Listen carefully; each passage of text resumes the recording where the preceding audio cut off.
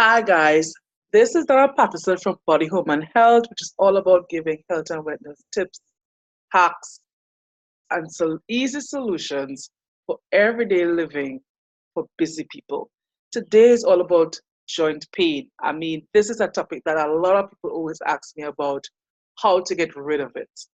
Now, joint pain can come over time from wear and tear, from damage from activities that we while you play and stuff like that. But then there are three causes of joint pain that you might not even be aware of. So let's just set the scene. Have you ever woken up in the middle of the night in excruciating pain? Real pain. Either in the ankle or your knee, and sometimes even from the knee to the ankle and back up again. If that wasn't bad enough, you feel like, flesh coming off the bone. So you're having that massive muscle cramp sometimes at the same time. Now, have this ever happened to you? I know for me, it has happened to me. And I tell you, I nearly cried when this happened to me more than once. So, when I'm telling you about this, is because of what I've tried personally. So, one reason could be dehydration. It's amazing how water plays a big role in this.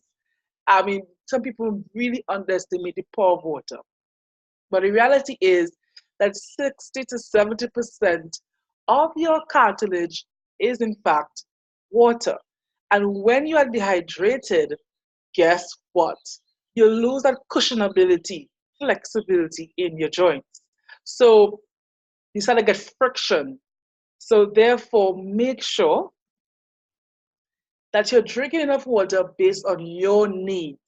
Now, they say you're supposed to drink about 8 glasses of water, sometimes 1 to 2 liters of water, but that really would be based on your activities, your health condition at that point in time.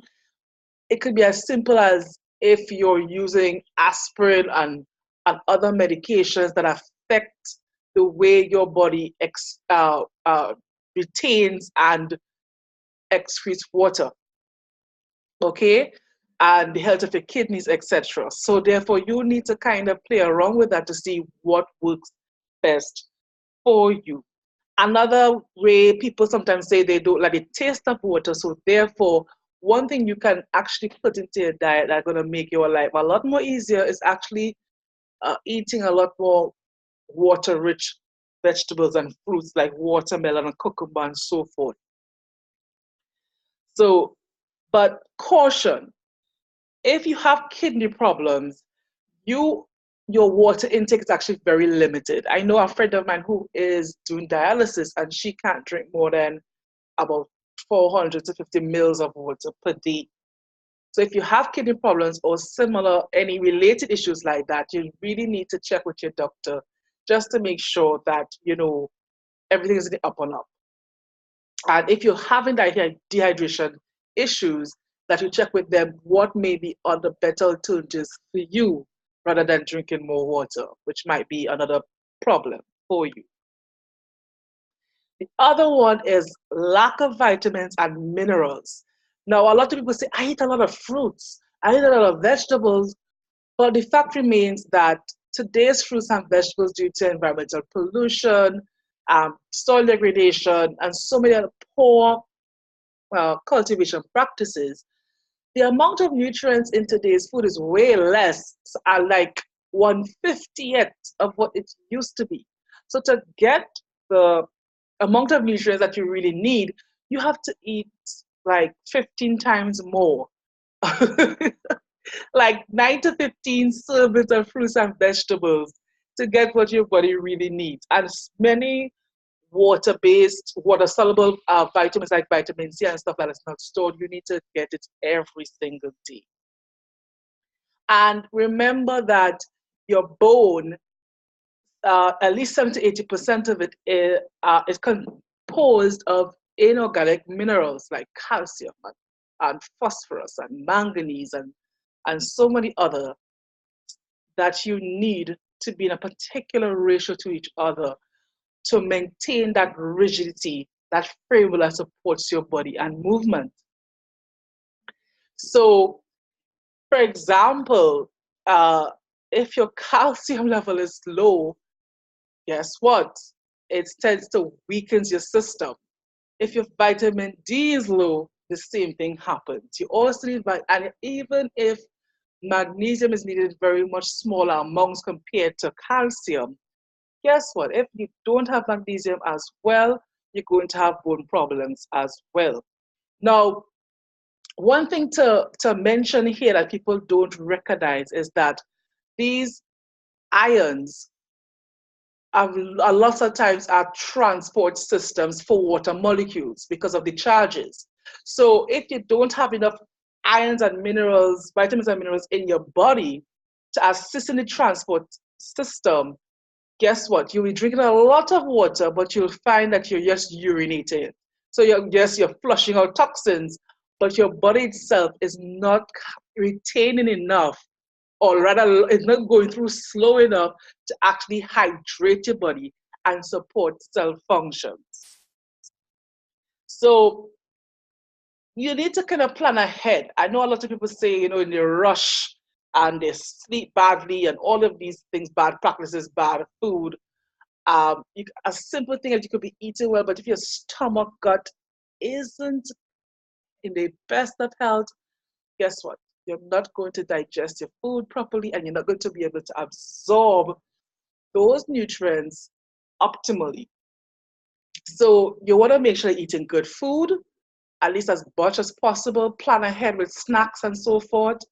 But you also want to ensure that your stomach is in good health. So whether you want to use yogurt or you want to use probiotics, digestive enzymes, you really need to ensure that your gut health is really good, doing well. So whether you do eat good food, that it's absorbed properly and that your body could use it to the maximum benefit. And so there are a lot of different ways. And again, supplementation is I would have very much pushed that in here. And there are non-tablet options available. So, just check me on that. Because I know a lot of people say, oh gosh, I can't take any more tablets, but there are non-tablet options available. I mean, you could do simple things as having flavored water, for example. So where you're actually putting a lot of different fruits and vegetables in water and drink it throughout the day. So there are things that you can do that could fit your particular lifestyle. All right. Now, I know this is going to be controversial because you've heard over and over that high salt, high sodium, which is more dealing with the sodium part more than the chloride part, but high salt, affects your health, affects high blood pressure, it actually affects your joints. And to some degree, yes, it does, because high salt or high sodium rather, can actually cause you to lose a lot of calcium and therefore weaken your bones. And it also interferes with transport and so many other functions as well, because you're going to be dizzy, it could get so bad that it could cause seizures and stuff like that. But on the flip side, if your body, that salt concentration has gone too low, it's amazing that it affects the communication within your body, your nerves, for example, and it affects your joints as well. And particularly if you're having joint pain with muscle pain, cramp, definitely is usually salt. Now, don't believe me? I went through that, and I did a lot of things that night, right? Sapping and omega and all of that. And none of that worked really. You want this to be an instant relief, salt water. Believe it or not, salt water. And now, peanut butter maybe not be the most healthiest thing, and I know there are contributions out of that because of trans fat, and there are options that don't have trans fat and doesn't have corn fructose syrup, but it's a quick dash of salt in your system followed by some water. So getting those two things together. And more important, relief of the pain. Relief of the pain. I mean, after the cramp, I mean, you have to work out the cramp, but at least your joint's going to feel a lot much better, and you're going to at least be able to get back to sleep. Now, what people don't understand, when you have a craving for salty food, different cravings mean different things.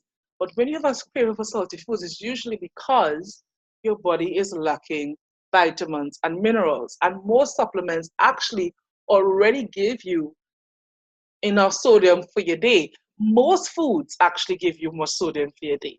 But how can this be affected by medications like aspirin, as well as drinking too much water? And so your blood concentration of sodium is affected, and excessive sweating and stuff like that. So this happens to you, salt water. Imagine on NBC News, I need to share the link for that article, where they actually determined for arthritis that for knee pain and stuff, that surgery is not very beneficial. Neither even giving the person a set to